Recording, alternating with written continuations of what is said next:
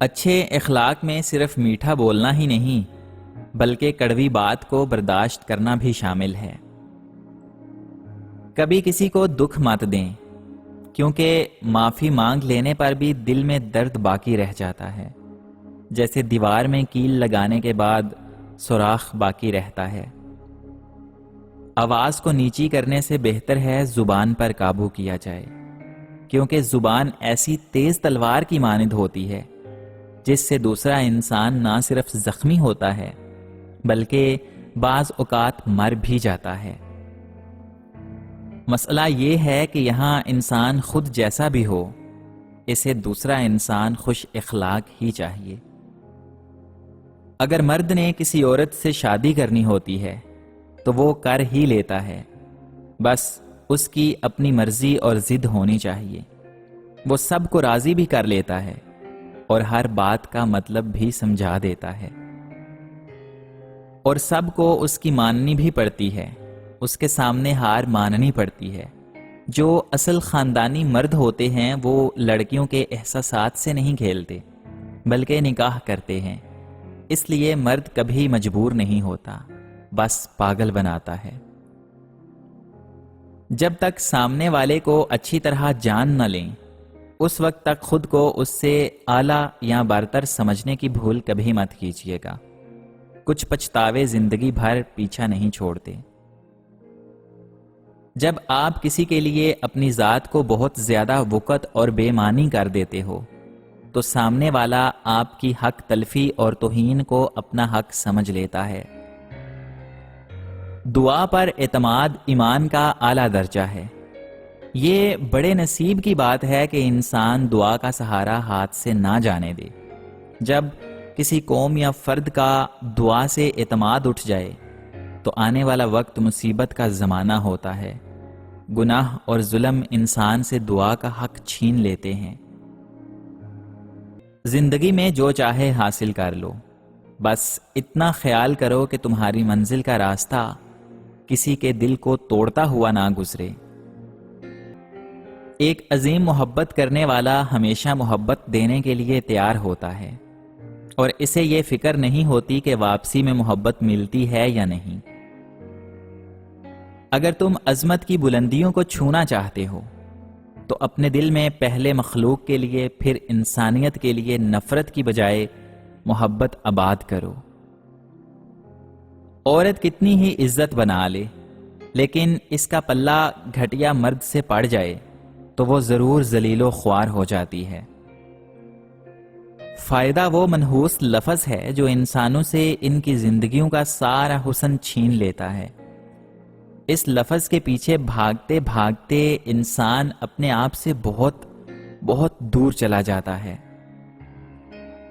جب تم مشکل دور سے گزر رہے ہو، جب ہر چیز تمہاری مخالف سمت میں جا رہی ہو، جب تم محسوس کرو کہ تم اس اذیت کو مزید 1 منٹ بھی نہیں جھیل سکتے، ایسی صورت میں ایک لمحے کے لیے بھی اپنی ہار مت مانو، کیونکہ یہی وہ وقت اور مقام ہوتا ہے جب حالات بدلنا شروع ہو جاتے ہیں۔ خوشگوار اور مطمئن زندگی گزارنا چاہتے ہیں تو لوگوں سے نہ جیتیں، لوگوں کو جیتیں، لوگوں پر نہ ہنسیں، لوگوں کے ساتھ ہنسیں۔ نفسیات کے مطابق جس عورت کی فگر خراب ہو، ایسی عورت کو مرد پسند نہیں کرتا، اس کے ساتھ صرف ٹائم پاس کرتا ہے۔ اگر آپ نے زندگی میں خوش دلی سے رہنا شروع کر دیا ہے تو سمجھ لیجئے کہ آپ نے ایک عظیم عبادت کرنا سیکھ لی، آپ نے ایک بے نشان راستہ دریافت کر لیا۔ کوئی ناراض ہو کتنی منتیں کرنی پڑتی ہے اسے صرف منانے کے لیے، اور ایک اللہ پاک کی ذات ہے جو ایک آنسو سے عمر بھر کے گناہ معاف کر کے مان جاتا ہے۔ دنیا میں سب سے زیادہ مطمئن وہ لوگ ہیں جو اپنے معاملات اللہ تعالیٰ کے سپرد کر دیتے ہیں۔ کسی ایسے کے ساتھ رہو جو تمہارے ساتھ ہونے پر اللہ تعالیٰ کا شکر ادا کرے۔ ہدایت محبت کی سمجھ دیتی ہے اور محبت گمراہ نہیں ہونے دیتی۔ کامیابی کا سفر نماز اور قرآن کے بغیر ادھورا ہے۔ انسان کو ملنے والی سب سے بڑی سزا دل کا سخت ہو جانا ہوتا ہے۔ اپنے اندر کی گندگی دوسروں میں تلاش کرنے کو شک کہتے ہیں، اور شک سارے رشتوں کو کھا جاتا ہے۔ ساتھ چلنے والے اچھے سچے ہوں تو برے وقت سے بھی لطف اٹھایا جا سکتا ہے، اور اگر ساتھ چلنے والے منافق ہوں تو اچھا وقت بھی دن میں چاند اور تارے دکھا دیتا ہے۔ لا تعلقی بھی ایک تعلق ہے۔ بعض اوقات لا تعلقی کے نام پر ہم اس انسان کو پہلے سے زیادہ سوچنے لگتے ہیں جس سے ہمارا اب کوئی تعلق نہیں رہا۔ ضروری نہیں کہ دنیا کے ہر کام کا کرنا ہمارے لیے ممکن ہو۔ کچھ کام واقعی ناممکن ہوتے ہیں، بس انہیں خود پر سوار کر لینا بے وقوفی ہوتی ہے۔ زیادہ تر ہم غلط لوگوں کو پسند کر لیتے ہیں، اور جب اچھے لوگ ملتے ہیں تو ہم اعتبار کرنا چھوڑ چکے ہوتے ہیں۔ انسان کو ہمیشہ نصیحت کی ضرورت نہیں ہوتی، بعض اوقات بس تھامنے کو ہاتھ چاہیے ہوتا ہے، آپ کی بات سننے کو کان اور آپ کو سمجھنے کے لیے دل۔ کہتے ہیں کہ محبت سے محروم لوگ ہی زیادہ محبت کو سمجھتے ہیں۔ جس کو محبت مل جائے پھر وہ محبت کی طلب کی نظر سے کہاں دیکھ سکتا ہے۔ حیا کا جب بھی ذکر ہو تو ہمارے معاشرے میں اکثریت کی سوچ کا محور صرف عورت ذات بن جاتی ہے، جبکہ حیادار ہونا مرد پہ بھی اتنا ہی لازم ہے جتنا عورت پہ۔ معاشرے کا عجیب المیہ ہے کہ یہاں گھٹیا سے گھٹیا بے حیا مرد کو بھی باحیا شریف اور پارسا بیوی چاہیے۔ زندگی سے ضد کرنا چھوڑ دیں، کچھ صلے اس جہاں کے لیے نہیں ہوتے۔ سبھی خواہشیں اس جہاں میں پوری ہونے لگیں تو پھر اگلے جہاں کے لیے کیا باقی رہ جائے گا؟ جاگنے والے زندہ ہوں تو سونے والوں کو کوئی نقصان نہیں پہنچا سکتا۔ انسان زندہ ہونے کے باوجود زندگی کو نہیں سمجھ سکتا، اور وہ مرے بغیر موت کو کیسے سمجھ سکتا ہے؟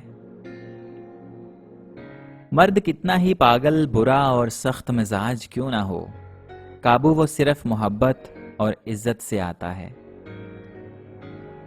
غلطی کرنے کے بعد اگر دل میں پچھتاوا محسوس ہو رہا ہو کہ کچھ غلط کیا ہے تو اسے رحمان کی ہدایت اور ضمیر کی آواز سمجھ کر اپنے کریم رب سے معافی ضرور مانگ لینی چاہیے۔ اس پر ڈٹ نہیں جانا چاہیے کہ نہیں میری غلطی ہی نہیں ہے، یا میں نے جان بوجھ کر تھوڑی نہ کیا ہے، بلکہ اپنے رحیم رب سے چپکے سے معافی ضرور مانگ لینی چاہیے۔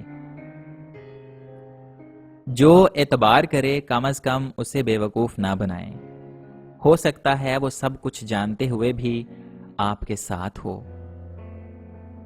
قصہ مختصر۔ اس نے کہا کہ وہ صبح توبہ کرے گا، وہ سویا مگر اس کی صبح نہ ہوئی۔